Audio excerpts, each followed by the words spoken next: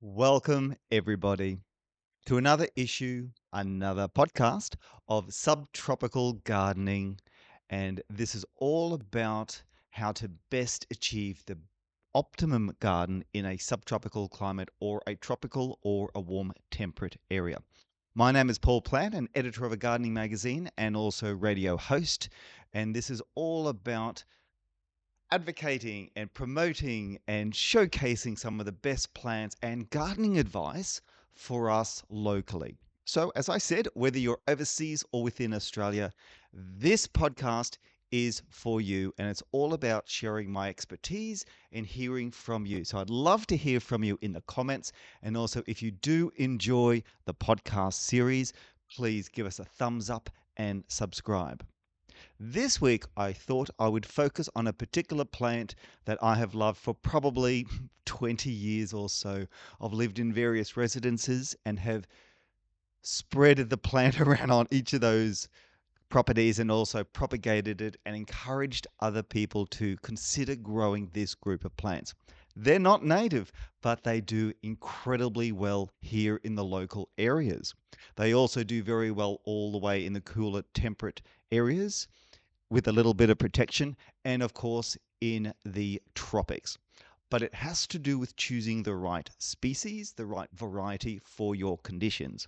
So the plant in question is Dombeya.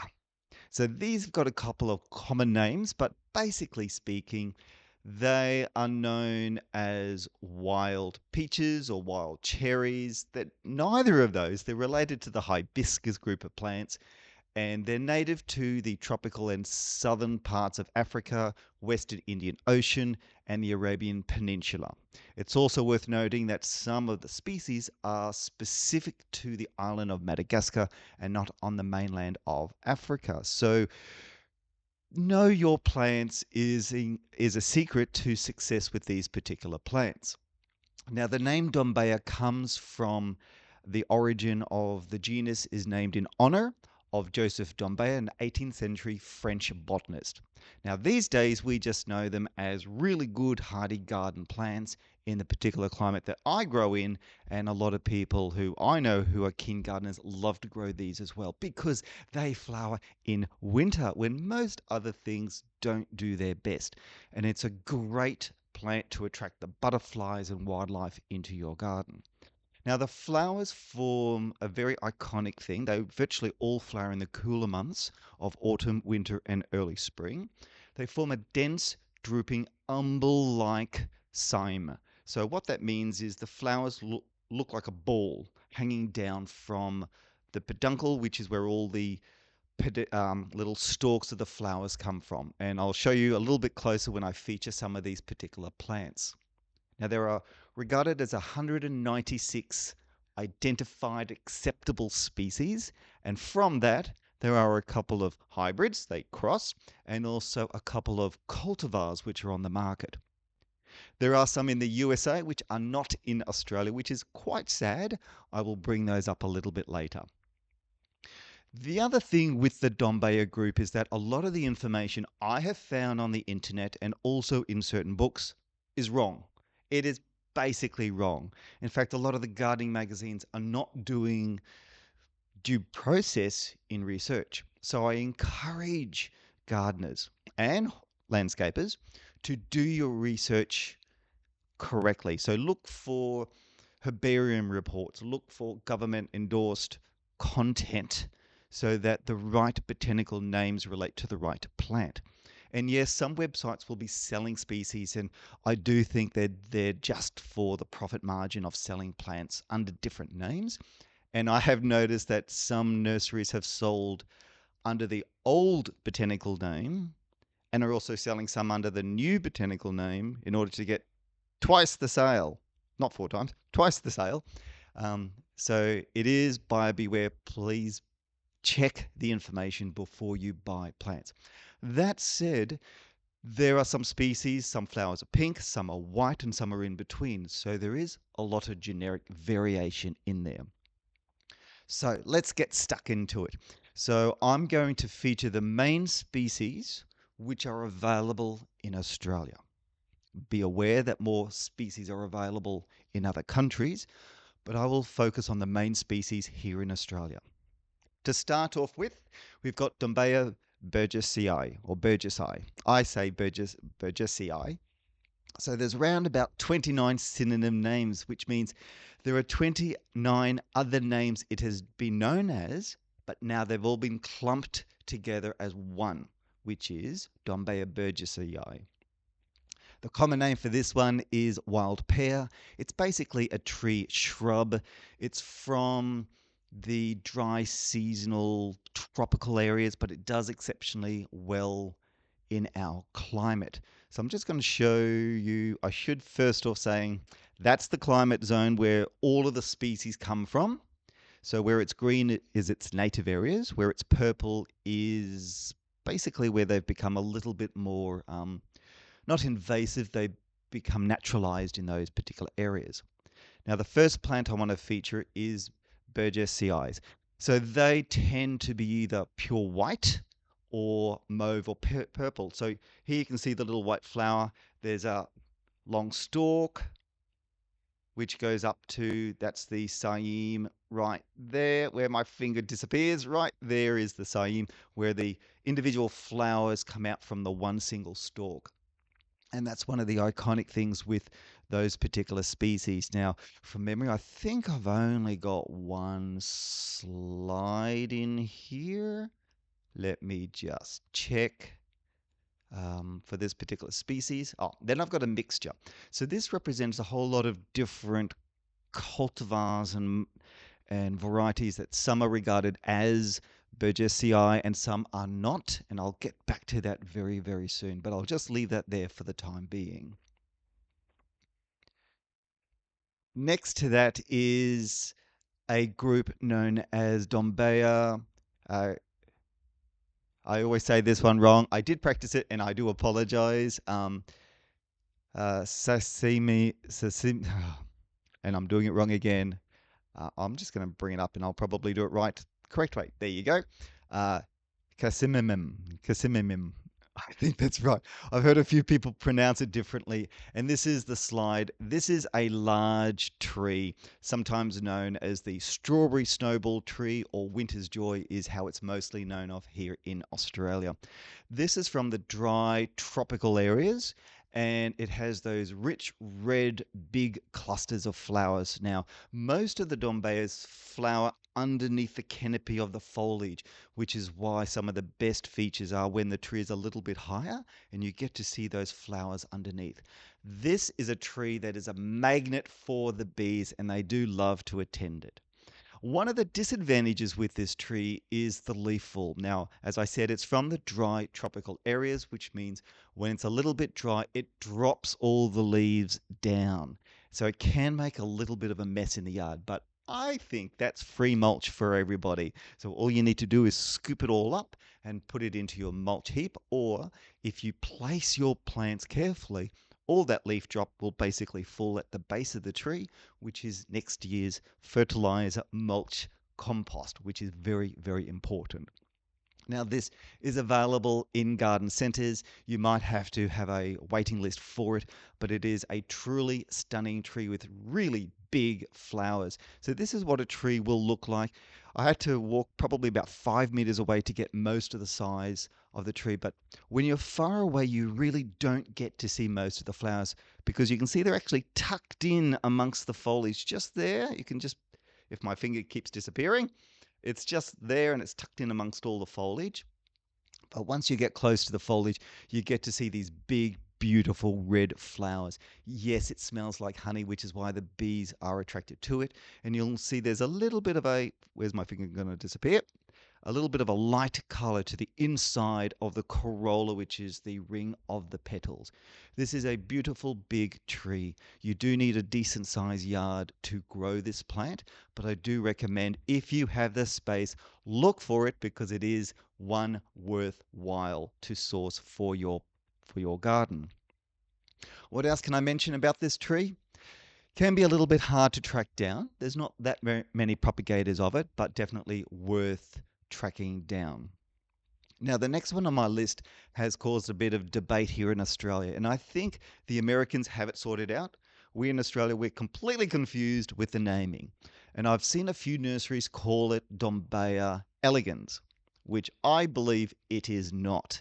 And I do know a while back it was called by some nurseries Dombeya calantha, and that name has now been absorbed back into Dombeya burgessiae. So that is where I personally now sit it under burgessiae.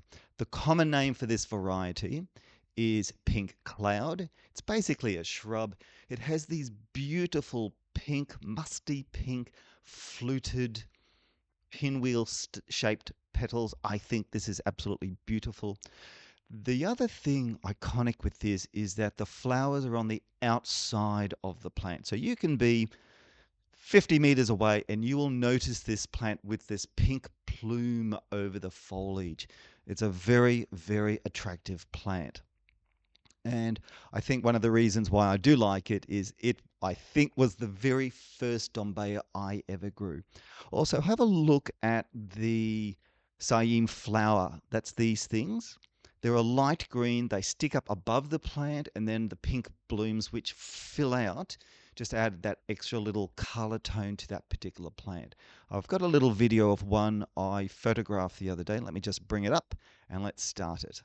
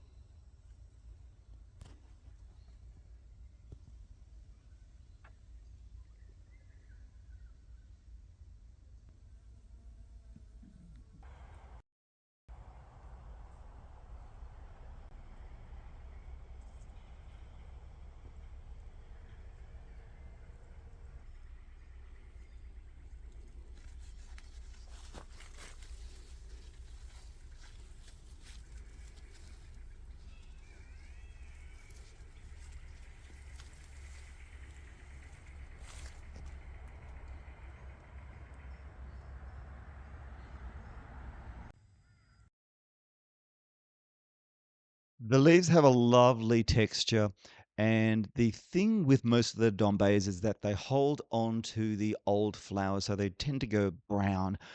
I actually don't mind the appearance of that. To me, it looks and gives a sense of seasonality, the end of winter coming through to spring. Some people do prune off the old flower heads. I leave it on. As I said, I like it that way. But this was, as I mentioned, I think the very first Dombeya I ever grew. I loved the fact that it was so tough given the conditions that I was exposing it to. So in my area, once I planted it, I watered it in, I improved the soil, which I will get to each of those things later on. Soil, fertilizer, pruning, all of those things a little bit later in the video. It was incredibly tough. I didn't have to irrigate it once it was established, and it proved test of time through so many weather stress conditions how tough that particular plant is. And I have noticed it along streetscapes on the Sunshine Coast, in botanic gardens. So it really is a tough, really good plant to use. The next one on my list is another really favorite of mine. It is the climbing Dombeya. The proper name is Dombeya ianthotricha, also known as the scarlet leaf because of the color of the leaf and the buds. And it is from a seasonal, dry, tropical climate. So again, it can tolerate the really dry conditions and the wet tropical conditions. Let me just bring up my slides for this particular one. Here we go. Okay, so really rich red flowers, as you can see. These are definite bell shape in appearance with the corolla at the end. And based on the time of the day or the season, you get a ring of pollen right around here. So it's almost like gold trimmed around the petals. It's a beautiful plant, and it has a bit of a climbing habit. Whoops, go back to one. Um, and the habit is more like a scrambling climber. So it'll push up a branch, and if it comes across a nearby tree or a shrub, it'll lean on that, and then it'll push up a little bit higher, then lean on the next branch. So technically, it's not a climber, but it's got the nickname of a climbing because it can reach about 4 meters or so if it has surrounding support plants. I'm smelling some of the Dombeya in the back behind me because of the fragrance which is coming through. Um, it is in my yard. I prune it as a shrub. I cut it back really hard every single year because I prefer to see the plant round about the 2 to 3 meter height so that I get all the flowers at eye level and I get to appreciate it. It's the dark, rich red of these flowers which is the beauty feature of this particular plant. I did another feature of a video from my place to show you what this plant looks like in my yard.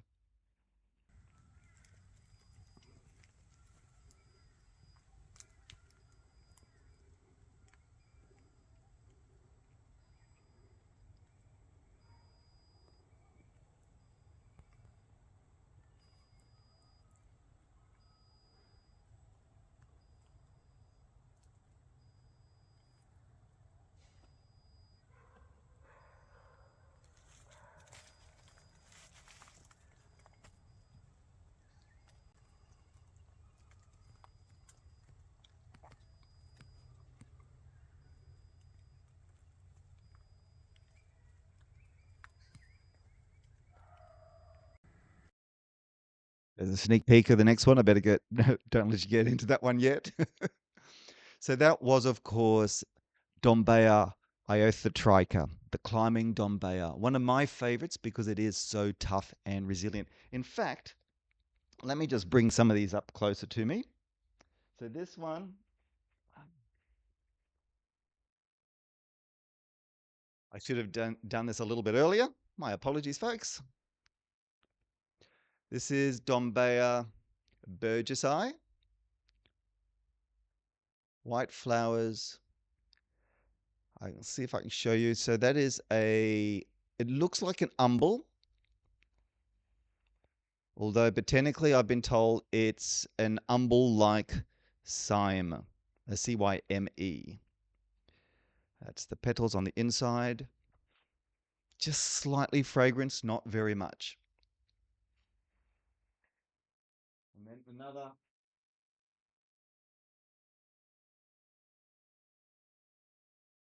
I'm getting a bit careful with this. I had them in there and I could easily take them out before, and now that I need them, they're getting all tied up. And here's another one, much more open. That's the classic cyme with the structure and the nice. This has got just a tint, a very faint tint of pink in the petal.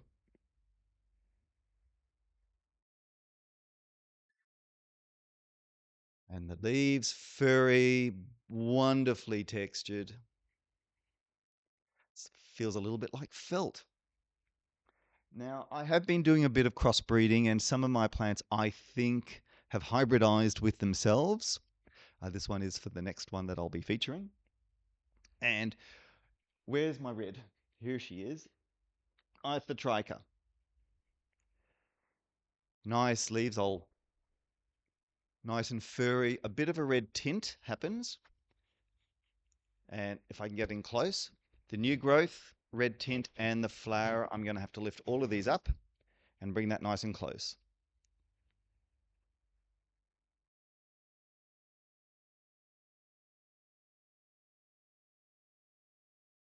Now the flower bud is there. Nice, nice and furry. It's covered with small little hairs. Where's the light? There's the lights. My apologies, folks. Completely covered in hairs and protective bracts so that when it opens up, all the petals produce that wonderful shape. This is definitely a favorite of mine. It has proven itself time and time again. Although sold as a climber, as I said, prune it as a shrub, and it looks so much better as a shrub than it does as a climber, which is why I've got two specimens in my yard. One, I can look out the kitchen and see it, and the other is as a feature for people who come and visit and stay the night. It's the plant that they look out their window. I get to see both when I walk around the yard. Now, the next plant feature I am doing is Dombeya pulchra. So this is also known as the silver wild pear. It's somewhere between a shrub and a tree. It's more subtropical in origin. What else can I mention?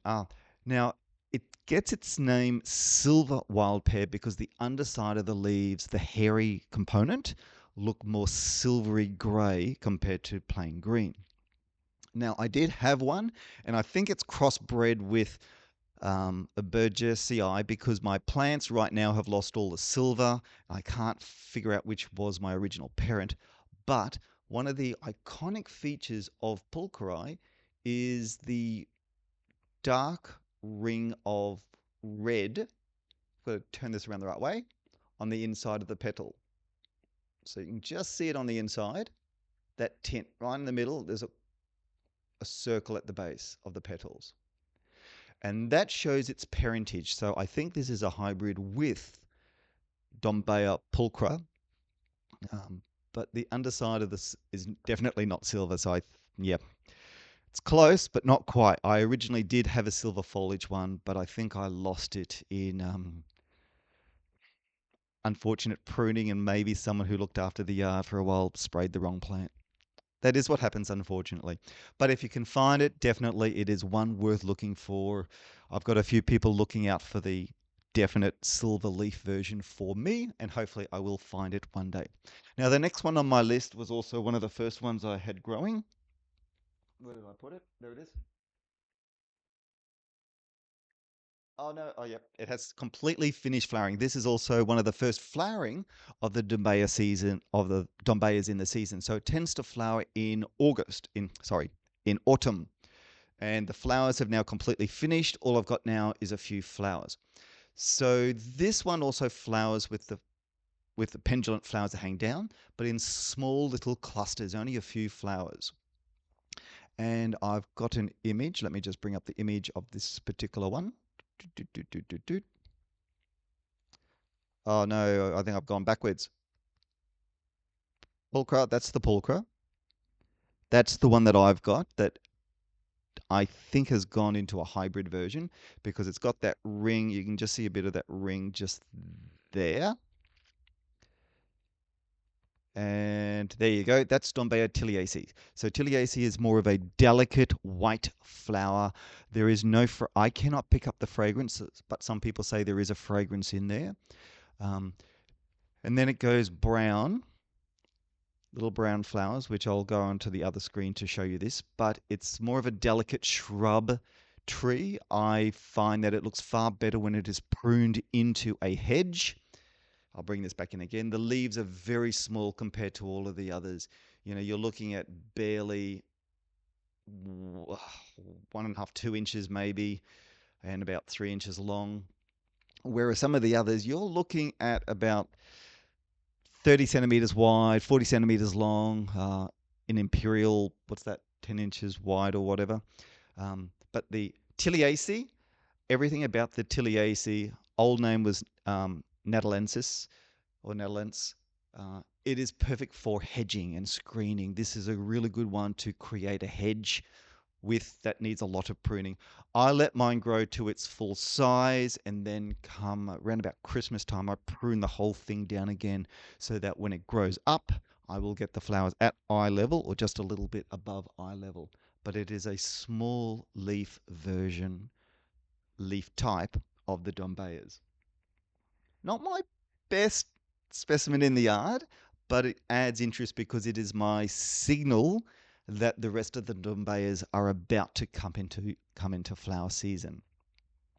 And then the last one I'm going to feature. Now, I do know, for example, at the Brisbane Botanic Gardens, they have some beautiful tree specimens of Dombeya rotundifolia. So that's a larger tree with white flowers, big, beautiful leaves, and a corky, gnarly, twisty trunk, which is, I absolutely love that, but it is probably a specimen not suitable for very many gardens because it is a large tree, both in height and in width, probably wider than it is taller.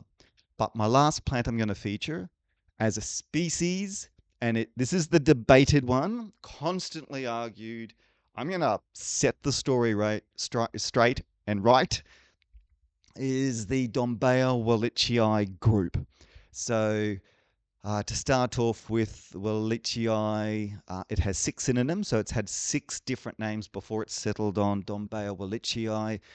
It is one that prefers the wet tropics, which is an indicator it likes more water. It loves extra water because the leaves are, and I will show you, absolutely humongous. It is sometimes, and this is where the confusion happens, it's sometimes called pink ball tree, pink ball, tropical hydrangea, which it's not a hydrangea, but it's just called that. They have huge leaves with big ball-shaped flowers. Now, the secret is the flower pink or is it red? If it's pink, we've got 99% chance it's a hybrid because the true species is more of a red color. Not pink, not bright pink, but red. So we'll get into that right now. So let me just bring up my slides. Okay, so this is the one I've got growing at my place. As you can see, pinkish shaped flowers, and then it gets into a brown. After flowering, this is what happens. It goes brownish. So this is a large shrub about 3 to 4 meters in my yard, massive leaves, masses of flowers. This thing, when it flowers, is just covered. The weight of the flowers pulls the branches down because not only are the flowers big, it is full of honey, and the birds absolutely love it, drinking out the nectar and also collecting the pollen from this particular plant. But the question is it Dombeya wallichii or is it Dombeya cross, which is hybrid, cayeuxii? And the solution is, based on all the information from the herbarium, it is not wallichii. It is cayeuxii because, as you can see from there, the inside part of the petals is white. So there are 2 ways, there's actually 3 ways to identify the hybrid. One is pink, not red. Second one is white on the inside of the petals, not colored all the way through to the base of where the stigma and the style come out. So that's 2. The third way to identify it is when it's still a bud, and that's the position and the size of the bracteole, which is that leaf-like appendage that is above where the bud is about to come out. So when it's in flower, just go for the color and see if you can see any white. So what I've got growing is Dombeya cross cayeuxii, and sometimes I have been saying Dombeya cayu because I was told that's how to pronounce it, and I've now been corrected, and I hope now the correct way to say this is Dombeya cross cayeuxii. So there's a pink section there, and the next image is the next one. I'll go back to that one later. Now, my video of this particular plant from my yard, I'll show you that one.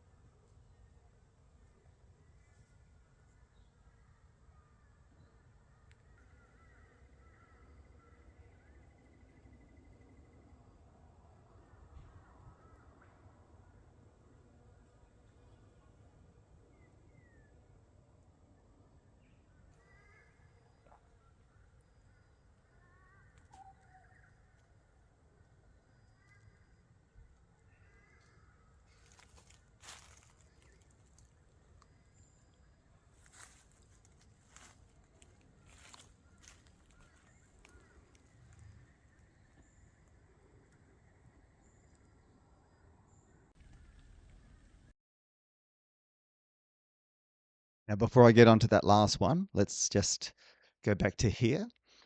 So, what they say is officially the Dombeya hybrid cayeuxii is a hybrid between Dombeya wallichii and Dombeya burgessiae.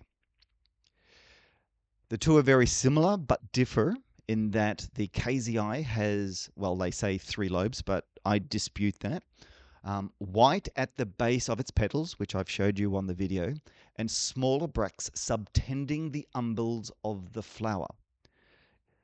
Dombeya wallichii is red-pink at the base of the petals with larger bracts. So that's some of the simple definitions. As for the 3 lobes, there's enough debate about that. They're not always 3 lobes, and I also dispute that because my specimen, which is clearly a hybrid, some of them, the leaves are almost round with just a little bit of a tip on those so-called 3 lobes. I will put some more definitive information in the description of this YouTube regarding the difference, including a link so that if anyone questions how to tell the difference, the information is available. The link will be there. So hopefully in the future, the little discussion about that might be stopped or could be minimized. Now, because the hybrid cayeuxii is a hybrid of 2 different species, I decided to self-pollinate the hybrid to see what would come out. And I've had a few very interesting hybrids come out. Some I've thrown immediately in the bin once they decided not to grow or the flowers were nondescript. But one came out that I really, really love. And let's see, I'll bring up the slides again. And this is one of my baby hybrids. It is really dark pink, almost to the original parent color tone of Dombeya wallichii. And it's barely got any white right at the center, but it is much more open like a Burgessiae. So I'm fascinating to see how this one develops. I think that was the last one. Yep, I only took one image there. I'll go back a step. Oop, my slides are playing up. Oh no, I've pressed something. Let's see, go back, and it's one of those days. I've got to press the pause button. No, I'll go back again and pause. No, I'm fighting with my slides. Okay, pause. That should pause it there. Now, I did a video of this one as well, just to see the difference. Now, the interesting thing is the shape of the leaves. And before I go to that, let me just bring up the hybrid. Now, let me go back to another slide. This is the size of the leaf, size of my head, size of my head. And the hybrid with the so-called 3 lobes, and some of the other leaves are almost perfectly circular. This is the flower as it hangs down, and after a while it goes brown, but that's how long the flower spike is. You'll notice that's the little bracteole just there. That's the flowers, and I'll just turn it in a little bit so you can see it.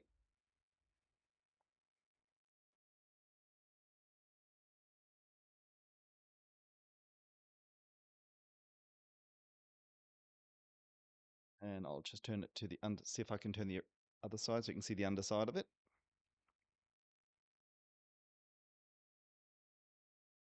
So this was on a branch that was hanging like this.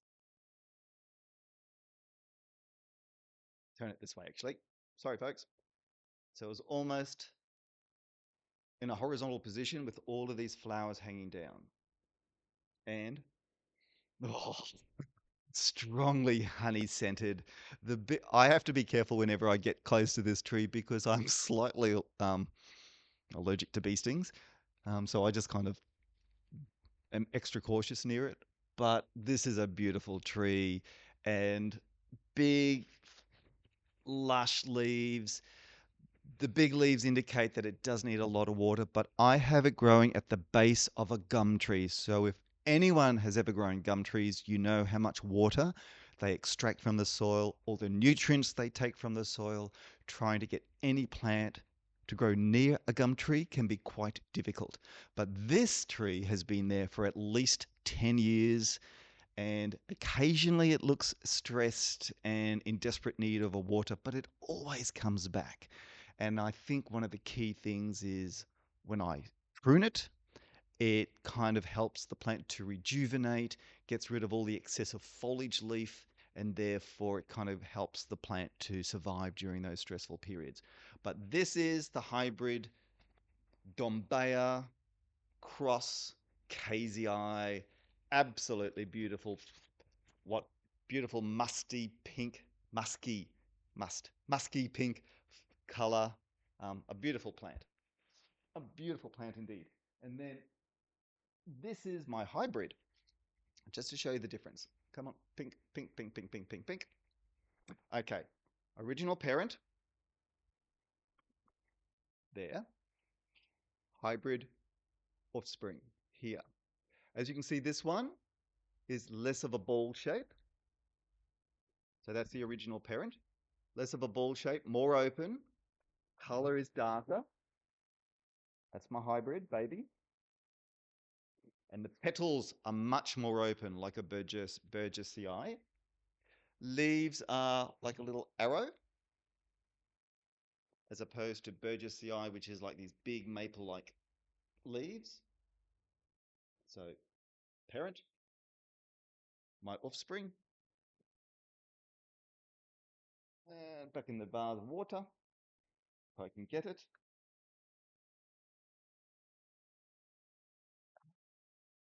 And this one, almost nondescript. I can't smell any honey smell, whereas that right now is in full honey smell. This one right now it has no smell, but outside I noticed that the specimen growing does have a bit of fragrance. Now close up, lovely color, but there is still a bit of that white at the base of the petals. But this is a little show pony. It is a beautiful, brighter pink, more darker color. I should say a darker pink, not brighter, darker pink. The light in here really doesn't do justice to the color tone of this particular plant. I think the semi-open tone shape of the plant is absolutely beautiful. That's the shape of the flower bud, as you can see, and the very, very distinctive cyme shape. Inflorescence, definitely not an umbel like the other parent, like the original parent. This is definitely a cyme structure. And that is one which I will definitely be growing and propagating. And I'm going to name it after my mum, because I choose to. I wish to. Okay, so what else can I talk about that particular plant? It's around about the 2 meter height. Where's my video for this particular specimen? Here we go. I'm hoping you can hear this on the video. And so this plant has been growing now for 3 years. The first year it flowered, it only had one flower. So this is 3 years later. The stalks are around about 15 to 20 centimeters long. And as you can see, the older flowers do go that brown color, but it's the color tone of these flowers in bloom which is absolutely stunning. The flowers slightly hang out to the side, but they predominantly hang downwards under the foliage. But I do think I have potential with this one in the marketplace, or especially amongst garden collectors. I wish it flowered on top, but it doesn't. The leaves are a nice shape. Oop, and we're back to the beginning. I better put that on pause, and let's go back to the original parent slide. Now, is there anything else I need to mention? Okay, here we go. Back to the basics of these particular plants. Um, Now, there is a specimen available overseas in America, which we do not have here in Australia, and that is the Dombeya seminole that has the rich pink flowers in tight clusters on top of the plant. And that's why I think it's absolutely a beautiful plant you guys have in the USA. It appears to be a lovely compact plant. For the best of my knowledge, I have not seen it in Australia, but it is in the USA and I suspect in Europe as well. So lucky for you guys, I wish we had it here. Oh, by the way, folks, if you are enjoying this video, I'd like to see your support by giving it a thumbs up and a subscription. And hopefully in time we can improve, I can improve the video content. And I do know a couple of videos I've got coming up where we're tackling more garden specific issues and selection of plants, not just focusing on one particular plant, but a range of plants. Okay, now, basic needs. Full sun to part shade is what these plants like. The more sun they get, obviously, the more photosynthesis they will be processing, and therefore more energy they'll be able to put into the plant, which potentially can lead to more flowers. Obviously, nutrient is necessary, so a complete plant food is critical. So they are related to the hibiscus group of plants. So whatever fertilizer you've used for hibiscus, use the same for these and you'll get very good success. So compost it, mulch it, give it an organically enriched soil, and you will definitely have very good success. The flowering time, obviously, I have said it's mostly in the autumn winter period. Some push in towards spring, but in my experience here in southeast Queensland in Australia, most of the flowers finish by about mid-July, late July, and by August, virtually all the flowers are gone. So be very careful with pruning. So with pruning, I do most of my pruning of Dombeyas at Christmas time. So the December, January period I find is the best time because that gives the plant plenty of time to put on fresh new growth before the flowering period. Now, what I do is I tend to prefer my plants a little bit more compact and more bushier to maximize the flowers. So I let them shoot up for a month or so, then I tip prune the entire bush to encourage more lateral branching, which means more branches, more flowers. Simple process. A bit of extra TLC for pruning means better flowers season for you. So make sure you remember that little tip. Try not to prune in late autumn. You will remove all the flowers for the entire season. And there was one plant I had to prune because of some damage storm to the plant, and hence it had absolutely no flowers at all this year. Disappointed because it was my white flowering Burgessiae right next to my driveway, and it just did not perform this year. Now, most of the flowers are scented, some are not. I've explained that as I went through each of the different groups of the species we grow. The flowers are great for the bees, both the native bees and the honeybees. They're great for the bee pollinator bird life as well because they will drink the nectar. I do find that the flowers are incredibly short lived, which is very unfortunate, but they do give a sense of seasonality. So it's a great way to celebrate winter by having these flowers. I do like them. And then, of course, those seed capsules, which are kind of brown. Some people don't like them. I like them. I leave them on the bush. Pruning, I've mentioned, please do it in summer. You will get your best results. With fertilizers, as I've mentioned, a complete fertilizer is the best to get the optimum growth. If you only use a nitrogen, phosphorus, and potassium fertilizer, you'll miss out on all the micronutrients which are essential to optimize the flower quality. So please use a complete plant food. So when you go shopping for fertilizer, make sure it's got all of those tiny micronutrients included, and you will get the best performance from your plant. Now, pests and diseases.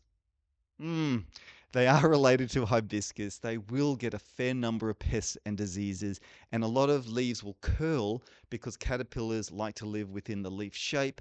And in fact, I've got a fair. Let me see if I'll grab this leaf. Hold on. So this is an example of what happens at my place. Let me just move that out of the way for a second. And let's see if the little critter is in there.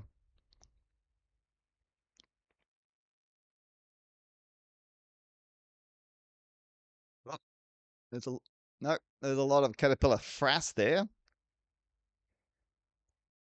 Caterpillar poo, but no caterpillar. So I do have caterpillars that eat some of my leaves, but because I prune them to get maximum leaf for maximum flowers, a few leaves that are eaten, I don't care. I'm fine with a few butterflies. I'm fine with a few leaves eaten. The overall health of the plant is perfectly fine. It is still producing, it is still growing, it is still flowering. And that really is the best balance you can do when it comes to gardening, is trying to achieve satisfaction for yourself, but also not relying too heavily on any pesticides or sprays. Bugs, I don't care. I truthfully do not worry about spraying any of my Dombeyas for pests or diseases. I let them be and I let nature do what it wants to do. Now, what else do I need to mention regarding these particular plants? Propagating. I propagate my own plants. So you can layer, which is bending a branch down to the ground, and where it touches the ground, you kind of scratch it, put some rooting hormone, put a weight or something over the top, and after about 6 months or so, it should root and you can cut it off. I take cuttings. This is a baby hybrid wallichii, uh, technically a cayeuxii, and I might try probably 10 cuttings, and some years I've had only 3 work, so a lot have died, and some years I get a higher success rate. So what I have personally found is that if I do propagating between Christmas and New Year, this is here in Australia, so peak summer period for anyone overseas on the Northern Hemisphere, I get the best strike rate. I get about 80% success with just using rooting hormone. Now, most of my cuttings, I use basically 6-month wood. So after flowering, it then grows. I don't use the fresh new growth. I use some of the slightly older wood that I can't bend. In the industry, we call it semi-hardwood cuttings, and they tend to work really, really well. And that's how I do my propagating. And yes, I do collect seed from from the KU parent, just in case some other weird hybrids do pop up and some interesting varieties. And I know some other people who cross other Dombeyas here in Australia in the hope of creating some other really nice cultivars on the market. I know they're trialing. I haven't seen any results yet, but I look forward to success in the future. And what do I say? Air layering. Okay. Cuttings. When I said Christmas time here in southeast Queensland, so summer here in the let me say so summer right here in the southern hemisphere, it would be Christmas, New Year, and on the northern hemisphere that'll be June, July period. Air layering, that will take quite a long time. Obviously, you do that during the growing season. And seed, basically, you've got to wait for the flowers to finish and then for them to produce the seed. So that usually happens in about springtime, making sure that they are sown here in southeast Queensland by about October period. So that's kind of late spring period. And that basically wraps up the Dombeyas. One of my favorite groups, and I do wish more people would grow more Dombeyas. You do need a little bit of space. You can grow them in the pots, but like hibiscus, they tend to grow far better when planted in the ground to allow the roots to expand, to extract, and to have access to all the nutrients and the water that's available in the soil. Now, this was a fairly long 49 minutes. That's a very good video on Dombeyas. Now, I do hope that you have stayed for the end and right throughout the duration. If you have watched a little bit, thank you very much for joining. If you have stayed on, please give us a thumbs up and a subscribe. I would really appreciate your support so I can grow this channel and get some more people interviewed on and to be part of the Subtropical Gardening podcast. Remember, every weekend I produce this video. There's more in the back, and I will link buttons for both for you to watch more of these videos and also to subscribe. So thank you once again. This is Paul Plant, a qualified horticulturist, hoping to advise you and give you some of my knowledge and expertise in horticulture. Until next time, thank you.